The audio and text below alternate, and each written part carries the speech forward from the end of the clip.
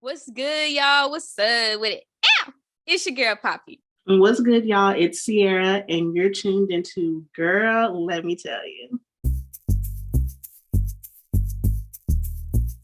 Girl, let me tell you. Let me tell you.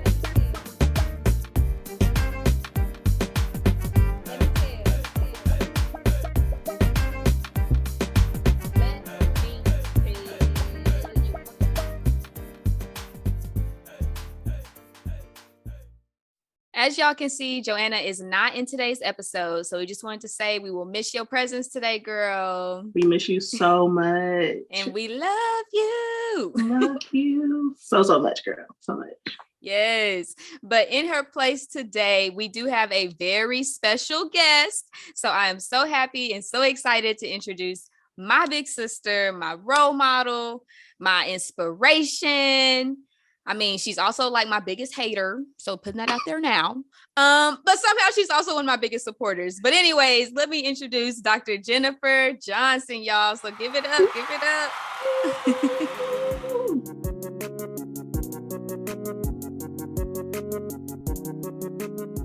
Hello, I'm Jenifer Johnson. This is my sweet 16th year in education. I've worked in K-12 as well as higher ed and have had a lot of different responsibilities over the years. And I'm so excited to share a little bit more about that with you today. Awesome. Well, we love that. And I heard that your students call you Dr. J. Is that what we're going to call you today? Yeah, I'm pretty cool like that. So feel free. Say less, Dr. J. Let's do it. All right, y'all. So today we always have to do our question of the day. So my question of the day is, what advice would you give your younger self? Dr. J, you go first. Let me see. I don't know what I would tell myself. I'm over here being great. I'm just playing. Period. Period. Honey, I love that. No. I would tell myself to just make sure that you are intentional about taking care of yourself and doing things for yourself that you enjoy. I think a piece of advice I would give myself, my younger self, would be to forget what the haters say, forget what everybody else got to say, love yourself and live your life to the fullest. So I think that's what I would tell myself. I love that. I love what you all have to say. And mine is actually very similar. It's just to do it, Sierra. Like, don't be afraid. Don't care about what people think about you. Just do it. So that's what I would just tell myself. Yes, I love that. I love all these little tidbits, little facts. So I hope that tells the listeners out there, y'all better have y'all pens and paper ready because we finna get into it. So today's topics are really just going to be education. We got Dr. J in the building. And like she said, she's been doing it for about 16 years now. Yeah, I started my 16th year in education. Wow, that's amazing. So I think I would just like to know, just to kind of get us started, why did you choose education? How did you get there? Because we know you already went through, got your doctorate, but what was the start? What made you want to go into that field? Honestly, when I first applied to college, I was going to school to become a psychology major. I just wanted to learn a little bit more about that. But the summer of orientation, I changed my major to education.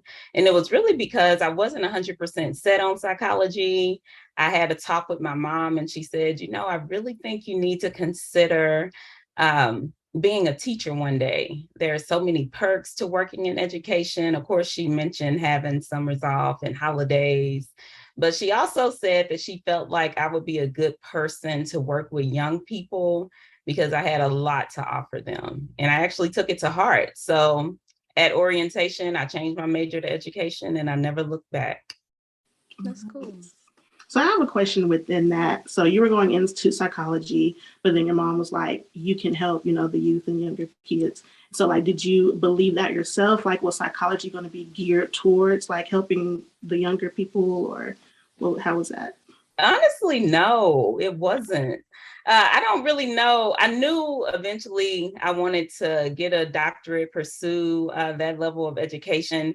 And I knew getting a major in psychology, I would eventually have to go to grad school, but I didn't have a real career plan set.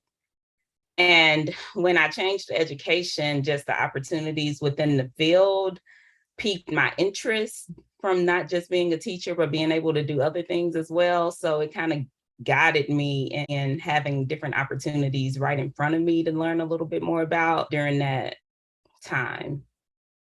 Can you tell the listeners and the watchers, where did you end up going to school, and how did the institution you chose shape your view on education?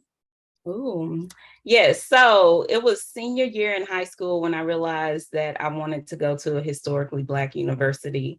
And it was because I just needed to broaden my perspective and my horizon. I had grown up in a semi-diverse area, but not with a lot of people who look like me. I may have had 2 Black teachers in my entire K-12 education.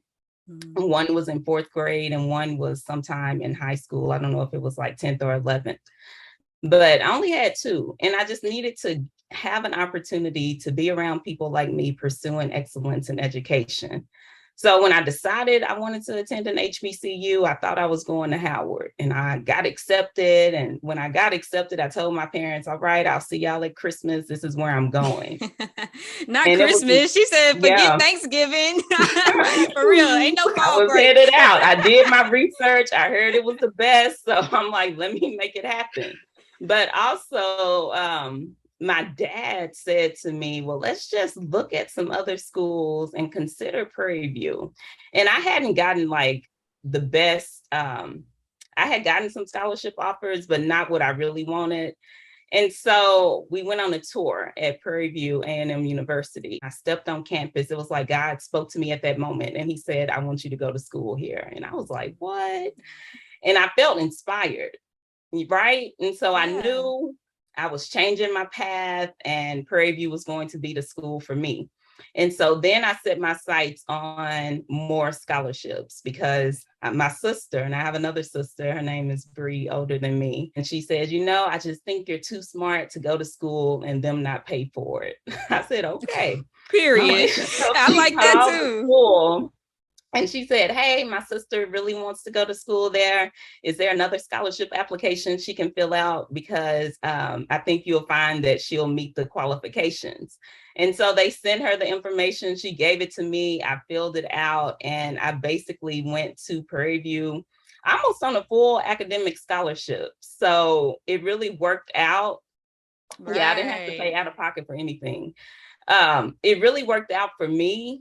One, going where God told me to go, and then him providing financially for me to have that opportunity where it won't be another financial strain on myself or my family. Wow. I love that, because that's not everybody's story. Some people come out of pocket. They're just taking loans upon loans. And so that's a blessing, and I really love that. And so I wanted to ask you, so you went to an HBCU for your undergrad experience. Was that for your master's and your doctorates as well? Or did you go to a PWI? Yeah, no. So along my journey at Prairie View, I met Dr. Booker, and she is a professor of reading education. And so after I met her and started taking classes with her, and she also served as my advisor during that time, she kept talking to me about graduate school. She was like, Miss Johnson, you need to come back, get your master's degree in reading. You can do so much with this. And she kept sharing with us different opportunities of how that master's degree could help shape the trajectory of our careers and give us more opportunities while we're working in the schools, in the K-12 schools. And so what I did was I graduated, I took a year off and just taught, just kind of introduced myself to what it meant to be a full-time teacher. And then I went back and I pursued my master's degree in curriculum and instruction with a specialization in reading education so that I could study under Dr. Booker a little bit longer. And then be able to pursue different opportunities with that degree, because at that time I wanted to start teaching at the college level. I wanted to kind of start to branch myself into some teacher leadership roles at the school. And so that degree afforded me the opportunity to do that.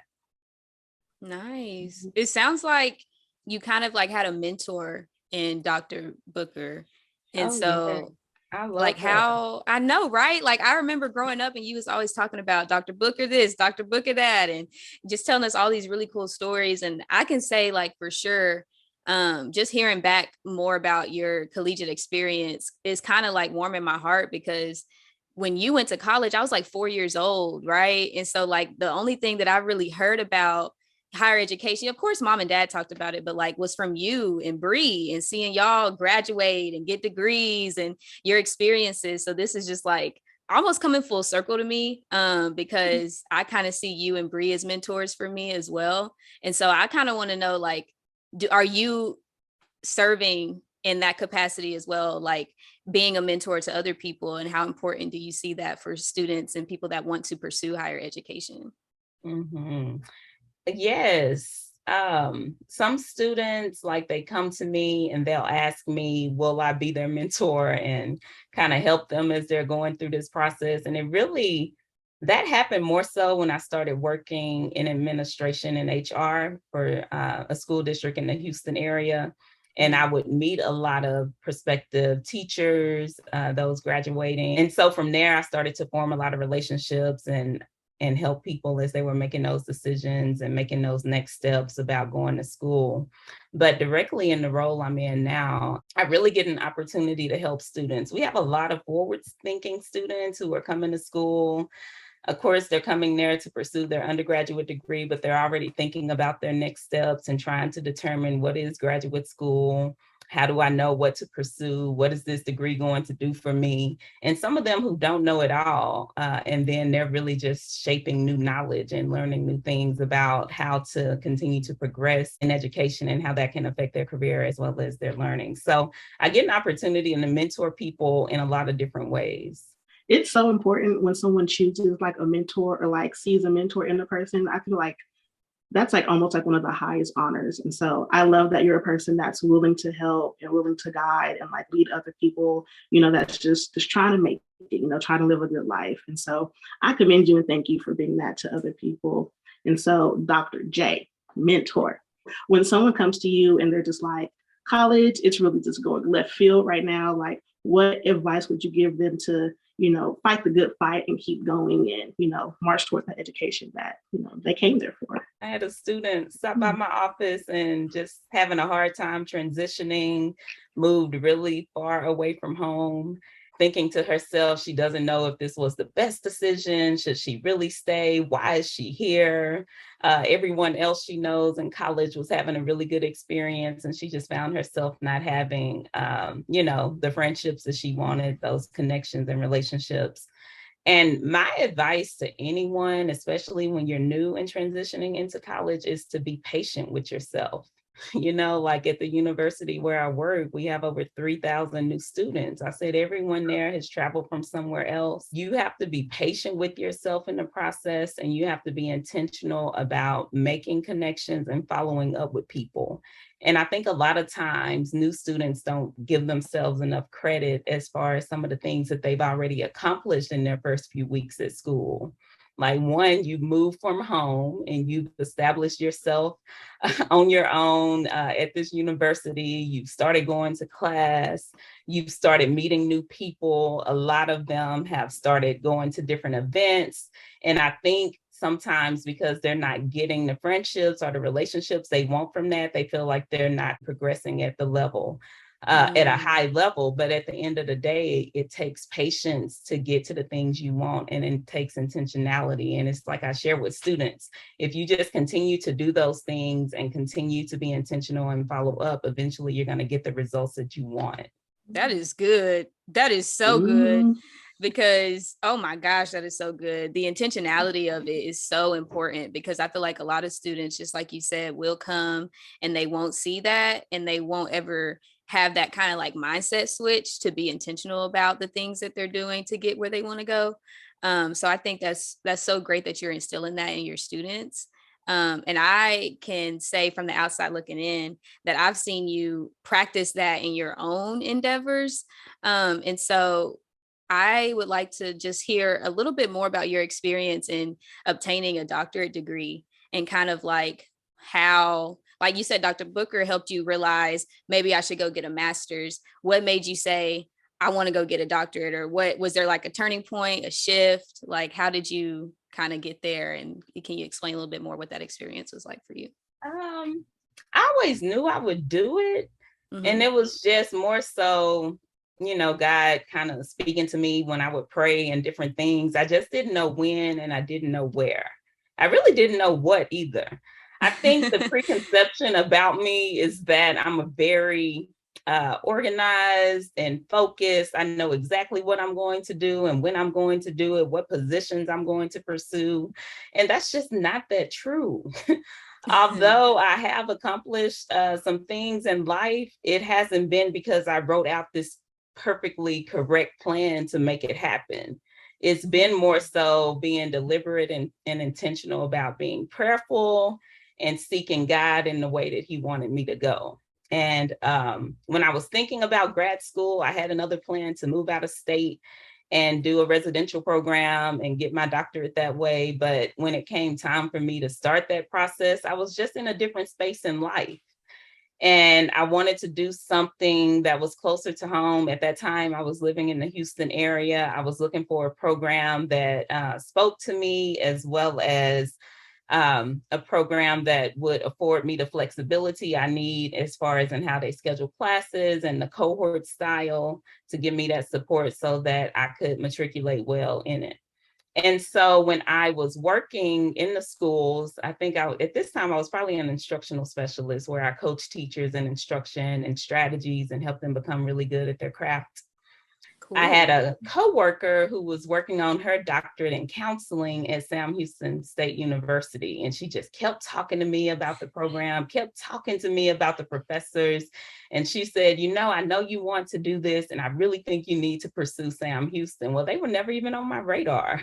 Honestly. Right. Because you went to Prairie View. That's HBCU. Okay. Like you probably was not worried about Sam Houston. No, it wasn't.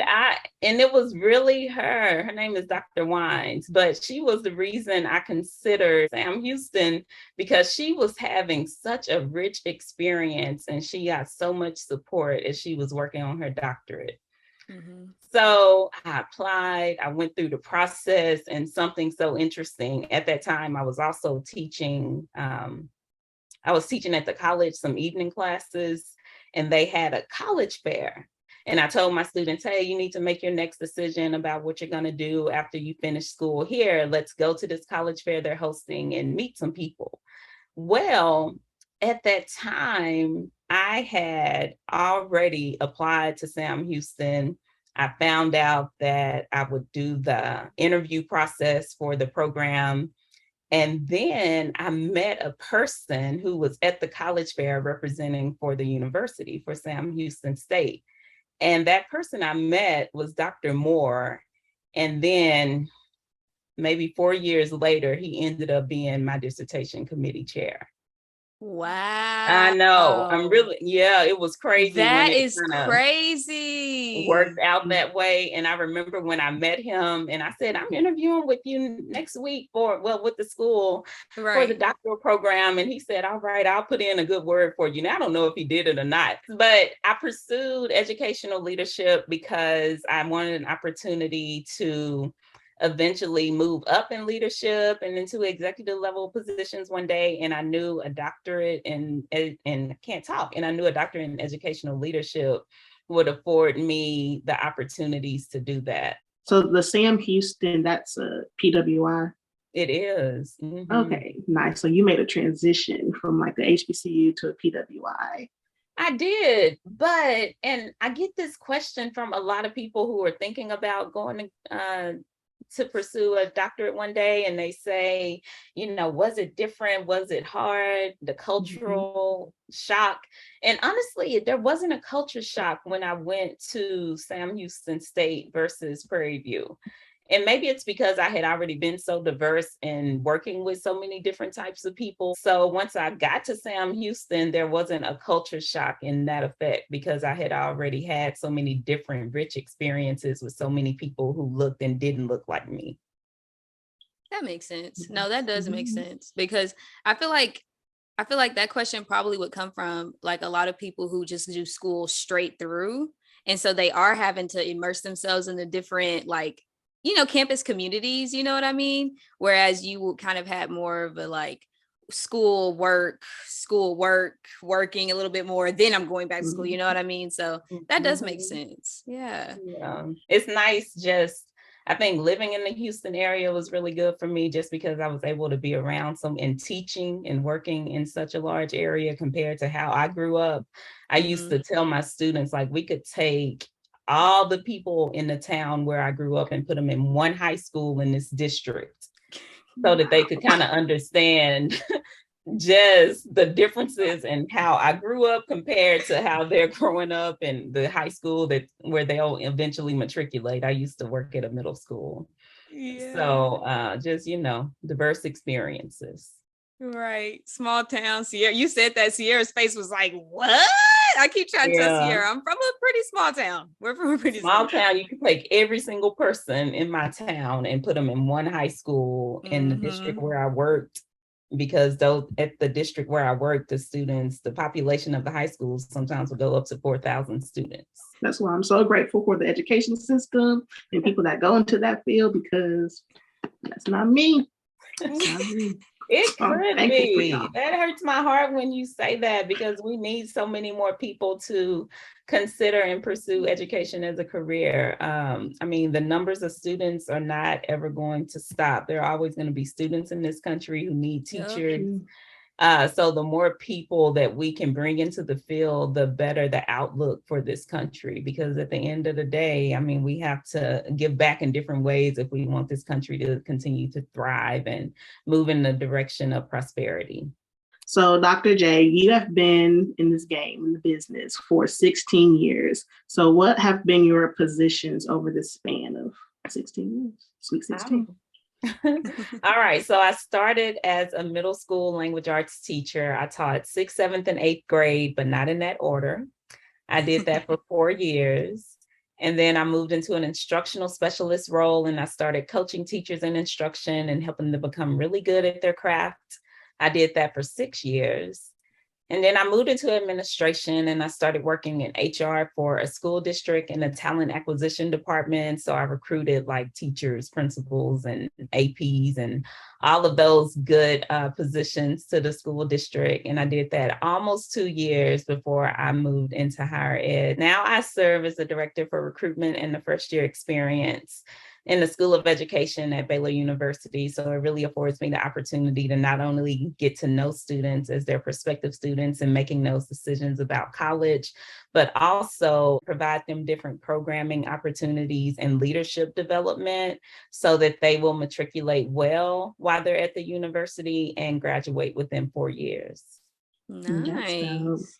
Y'all, I hope y'all are taking some good notes out there, because she is just dropping the knowledge and the wisdom. And so take notes, y'all. This is gem. Okay? Diamonds. Okay, after gym, after gym, after gym. And I appreciate how you've been so fluid in the education system. Like, you not only have been teaching, but you've been like leading and just doing a whole bunch of different stuff, hiring different people in the school. And so I think that's really cool too, because sometimes I think people can think about education and they only see teacher, and some people are like, well, I don't know if I can teach. That's nerve-wracking, all that kind of stuff. So like, what advice do you have for people that are interested in education or just interested in like the youth in general, but don't really kind of know where to take it or how they can take it? Like, what advice do you have for people that are just interested in maybe kind of segueing them into the education realm or field, should I say? I guess it depends on your degree. We do have support positions available in education where you don't need a degree, but you'll still get an opportunity to work in the schools in different like paraprofessional positions. If you are looking to be in a more professional role, that's where you'll need that bachelor's degree, and you could work as a teacher, or you could come in, work in different departments, like they have communications departments and different departments that support academics that a lot of people work in, HR. So there are a lot of different ways you can kind of move around the school system, being a teacher or not being a teacher. So I would just tell you to be really intentional about reading different job postings, looking at the types of skills they're looking for, as well as the type of degrees they need, So that way you can position yourself one day to get into a position like that. I love that. I really do. And I want to ask you just one question because I just feel in my spirit it's important to ask. But as you tell your story, I've heard that, God has spoken to you and that you follow God and things like that. He's helped you along this journey. And so what would you say to someone who was a Christian, either HBCU, PWI, or both? What would you say to them to encourage them like along their walk and to hold on to faith with all the things that, they could be exposed to, the different people? It's like a whole new surrounding. A lot comes with college. And so what would you say So to much encourage comes that with Christian? college. True statement. True statement. I still hear things today that I'm shocked that students have to contend with. But I would tell them to find good people to be around. And even if you end up being around bad people, that does not mean that you can't redirect and recommit yourself to finding different people and finding a better version of yourself. I do think even when we end up around negative people, there's purpose in that. And it's all about how we segue ourselves out of that to grow. I think it's really important that you get intentional and you are reading your Bible. And I know people would tell me that when I was young in my faith, and I'm like, read your Bible to get to know God better. Like, what is happening here? But it really does make sense, because when you're really reading and connecting with his word, you're connecting with him. And so that's what they mean. It's all about being intentional about making time to make that connection. And then be prayerful. Praying doesn't always mean you're sitting in your closet with the light down on your knees, which is good prayer. I'm not telling you not to do that, but prayer happens consistently throughout the day. And it's about just having those small conversations with God and being reminded of his grace in the midst of your process, being reminded of just how he protects and cares for you, and thanking him throughout the day. But just continue to make deposits into your faith while you are journeying during your day.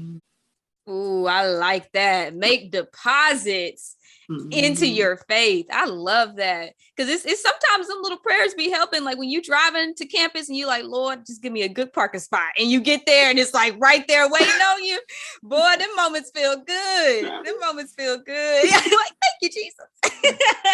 They do, but just making sure that you are taking the time to connect with God and to grow your faith and to understand who he is, and remind yourself, like as you read the Bible, you begin to come across scripture to understand a little bit more about God, and then reminding yourself, God, you are faithful. God, I've read in the Bible that when somebody was going through this, you said to them, right now, God, I need you to say something to me because I'm going through this. So it's making those connections of things he's done in the Bible and reminding him and reminding yourself that he also will do it for you. So just continue to lean and depend on him. Is there a scripture that helps you? I can't say that like there's one scripture that I just meditate on every day. It kind of depends on my season.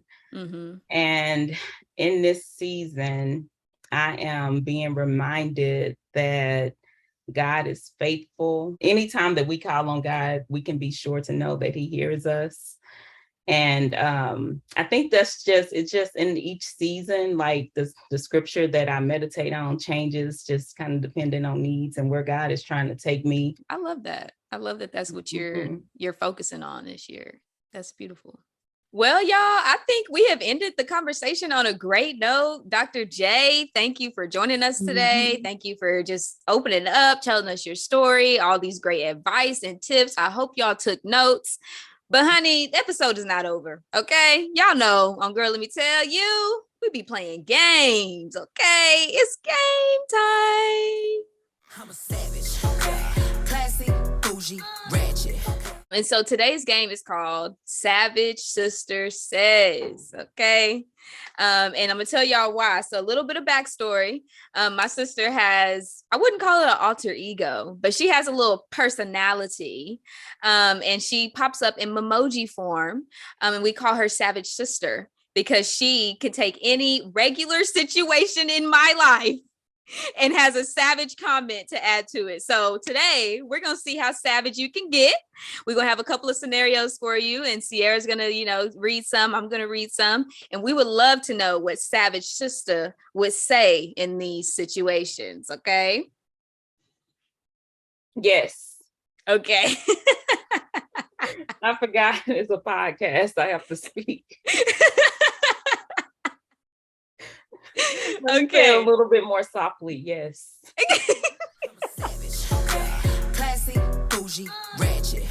The scenario is, it's Thanksgiving and everyone has brought a homemade dish, but you notice a store-bought sweet potato pie on the counter. How's your response? I didn't know we invited Marie Callender to Thanksgiving dinner. Did Patty come too with her patty pie?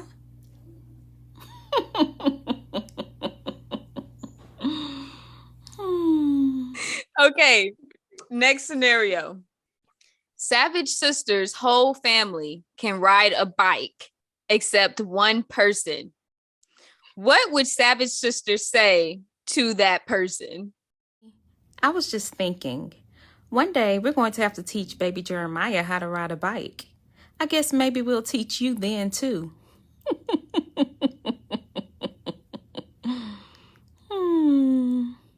Yep, that sounds about Savage sister. And just for reference, everybody out there, it's me. I'm the family member that does not know how to ride a bike. Okay, so I'm used to these. I'm used to these statements. Okay, from Savage sister. What? She does not know how to ride a bike. Every kid learns. So when her kid learns, we'll teach her too. I tried to learn, Jen. I really did. Actually we put the training wheels on the big bike for her. They did.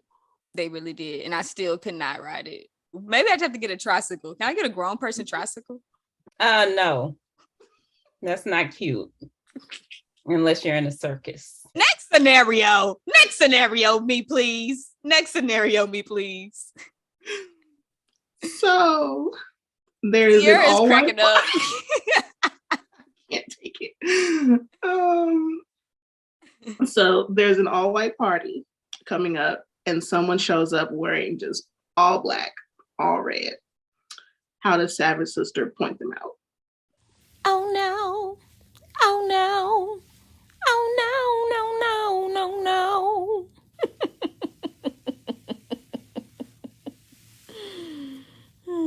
Who wears the color that's not appropriate when the host has asked you to wear a certain color? That's unacceptable. End of story. That's it. Last one.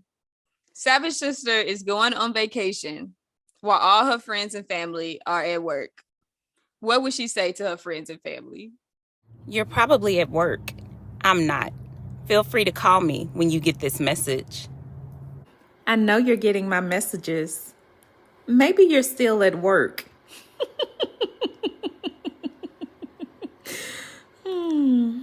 Again, for the listeners out there, I have received this message before, so that is correct. Ding, ding, ding, ding, ding, ding, ding, ding, ding, ding. I'm a savage. Classy, bougie, ratchet. Y'all, that's all the scenarios we have for this game. My sister was cracking me up. I hope y'all got a good laugh. Honey, if y'all is out there being savage too, let us know, okay? Well, that's all we have for this episode today. To Sierra and Dr. J, I just want to say thank you guys for coming and chatting with me. I really do appreciate it. To all the listeners and watchers out there, thank you so much. We appreciate you so much more than you know.